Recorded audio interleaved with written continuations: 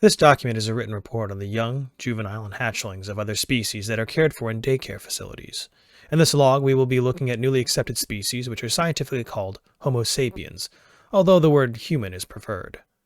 When the three humans entered, two mature human of different genders and one younger one of the male gender, it was quite obvious how short they were.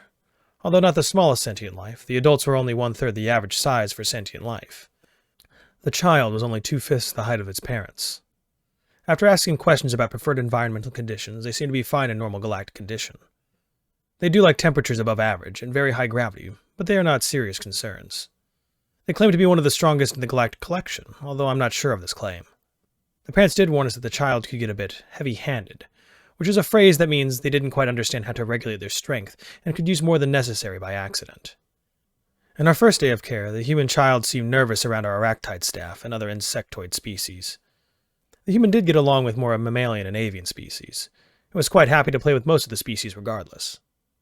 It could run around and play chase with the runner-type species, climb and explore the large artificial plant that could support its weight, and also look to be interested in water with the amphibious species.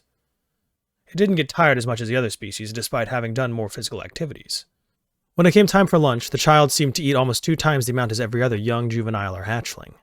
And that was its standard meal. It liked to try the foods of the other species as well, which could have easily been added up to another standard meal. At one point, the human had tripped as it was running and landed roughly. All this amounted to, however, was some light grazing on its knee, and a few tears from the human.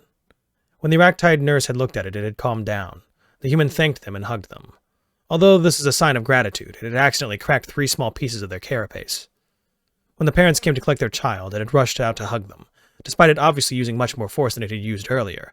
This had no visible effect or caused any discomfort to the parents. The parents were informed about the incident. They apologized for the harm done despite being reassured that incidents like this were to be expected. This report will be added to the info banks on the human species. Further reports may have additional or more specific information.